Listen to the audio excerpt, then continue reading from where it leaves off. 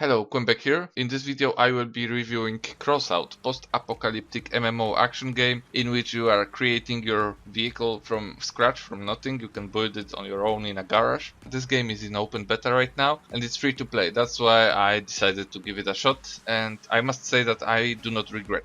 However, there are some good sides and bad sides that I want to point out here for any of you who want to try the game. Let's begin then. First good thing about the game, I already told you, this game is free to play, which means that it fits my current budget, yes.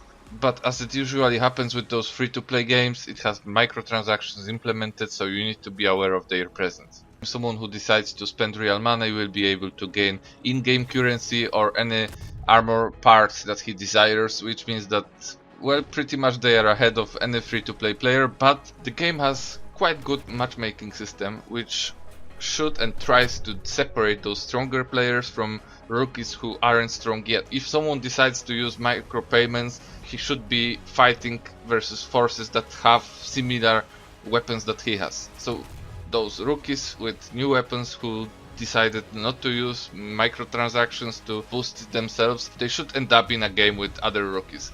There are some exceptions where players are trying to build a really light vehicle, equip very strong weapon, which allows them to face roll those rookies, but those situations they happen less and less often right now, and developer is seeing this as a problem, so they are addressing this issue as we speak, and I believe that they will do something to prevent it entirely. And what else do we've got? Well, this game allows you to build your own vehicle from zero. That's a big thing for me because I was looking into other titles as well that are currently in development stage, and I was disappointed with those other games because they didn't give me so much freedom as Crossout gives me. They were advertised as, you know, build your entire ship from nothing and go out into combat. Meanwhile, you log into the game and you unlock already existing type of ships or cars or whatever. I don't want to give you any hints towards those games, but basically what they did was they gave me already ready products and they told me to armor it or equip weapons that I chose.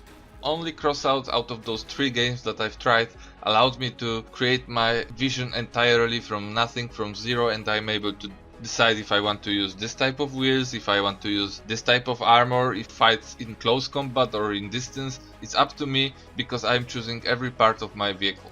Next thing I love about the game is how little time it takes to find and join a PvP deathmatch. When you click this button to find yourself a PvP deathmatch somewhere out there, it will take less than 3 seconds, at least that's from my experience right now. It takes less than 3 seconds to find the match. Loading times, they do not exist. I'm instantly thrown into the fight. Loading time for me is like half of the second. I do not even see any progress bar or something. There's nothing like that there. So 3 seconds to find the match, instantly loaded in, and you are ready to combat. You go in there, you fight, you win or lose. Why do I like this? Because if it would take me like 5 minutes to find a deathmatch and I would instantly die because I did something stupid, and I do a lot of stupid stuff in game, then I would be really upset about it. In this case, if I instantly die after joining the game because I did something stupid, then I just click battle and I find another match in 3 seconds, so I don't even have time to regret my actions. This dynamic gameplay, it doesn't stop with the search time and loading times. PvP deathmatches, they last literally 3 minutes. That's right, 3 minutes. Usually they end up sooner because, you know, one of the team dies in the process, so for me it's normal if the game is finished after like minute and a half or something. It's totally normal. Maybe you even see it right now in the background because I'm trying to put some of those gameplays unedited so you could see how the searching process looks like, how quickly it is to find another game. And again, think about it. If you are frustrated because you ended up in a bad team or something, you are playing a solo game like me and your teammates, they didn't do so well, or you died really quickly, well, you do not have time to be sorry about it. It doesn't hurt so much because it's not like you lost 45 minutes of intensive gameplay, right? You lost 3 minutes and it takes around 5 seconds to get into a new game and try to change your mood into better. So there's no room for frustration, not a lot of it at least. One more thing I like about the game is that you don't need to be creative. As I said in the beginning, you can build your own car from zero, from nothing, from scraps. But I know that some of my friends, they were hesitating and they were like, but I'm not creative, I do not know if I want to build my own car from scratch. Well, no problem. If you don't want to get involved into that, you can use blueprints that are unlocked as you level up your faction, but that's not all. There's a special section in-game called Exhibition where you can admire, download or use other players' design. So for example, let's say that I really enjoy my build, I want other people to enjoy it as well, so I'm uploading the build to Exhibition Zone. Whoever comes there, if he wants to use my build, there you go, you can just download my design, my blueprint, and check out if you have necessary parts. If not, you can try to buy them on the market. But before you even do so, let's say that you found my design, you don't have those necessary parts, you think it's interesting but you are hesitating because those are like totally different weapons that you are using. There's a test drive option here. Even if you are checking out the best weapons in the game, you can use test drive and the game will just put you out of your garage for a moment, set you against a bot, and you can just test out those weapons. It doesn't look like it's much, but believe me, it is, because it gives you overall feel of this design that you are using, or you can just explore those areas of the game that aren't accessible for you yet, because for example you don't have enough coins yet, right? So this is really useful. I really recommend using it because this is the free way to test out other players' build, and you can bypass lack of creativity if you are suffering from it. Those were those positive sides of the game, and there are a few negative, in my eyes at least, that I believe should be mentioned here. And first of them is unstable economy. Open beta stage of this game was announced in the end of May 2017, and PC market, because this is platform that I'm playing on, PC market is already dead. So economy already died. There is a visible ingression of people in charge of this game into the economy. They are trying different moves to affect the economy, possibly to heal it up a bit and make it possible for those players who decided to get some in-game currency by farming it in-game, by winning some matches and selling their loots. I think that they are trying and experimenting a lot to fix the condition of the market, but it brings a lot of chaos that might be a big minus for me for this game if after this game is published it will still be present in it. So right now I see this as something that shouldn't happen, but we are in open beta stage, so this is the moment where it justifies to make such drastic moves that are affecting the economy in different angles, and you know, those changes are very dynamic, it's hard to follow, and if you are unaware of those changes then you might lose a lot of income. But that's just me. As I say, if it's in open beta stage then I'm forgiving here, because well, if they fix it until the release then good for them, good for us. Another thing I do not like about the game is how they are throwing us into every aspect of the game, and it kind of feels like we are forced to do it. That's because there are different type of matches that we are able to compete in. We are able to join more PvP focused matches or PvE focused missions, that we are still playing with players in our team, but we are competing versus AI, and I do not find it interesting, as at least not as interesting as PvP missions.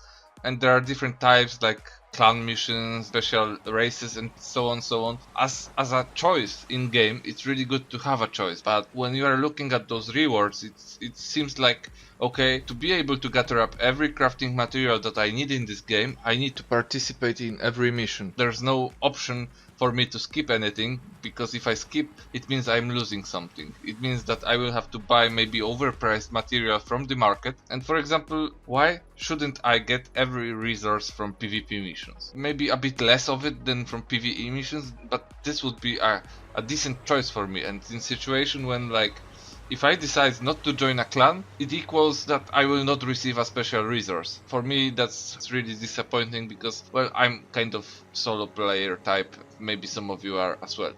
And last thing I have a problem with is combination of player in-game progress with the market, because as you play more you will unlock access to special workbenches, you will be able to craft a better item out of those items that you find in the wild, that you find during those PvP combat missions. And once that happens, you will have two choices: you will want to use this item that you just crafted, or you will want to sell it. Once you decide to sell it, it happens with 10% loss, because there's a 10% attachment, tax attachment into this deal. So you can sell it to other player, but you need to be ready that you will lose 10% of this item value just on taxes. And it doesn't look scary in the beginning, but as you unlock and craft better items, they are more expensive, and this 10% amount becomes bigger and bigger. Plus, if you are planning to experiment with your builds, if you plan to not focus only on one type of weapon, on one type of game gameplay, like ultra light shotgun car that's really fast, or you can try tanky car which is slower but can carry more weapons, more deadly weapon, range weapons,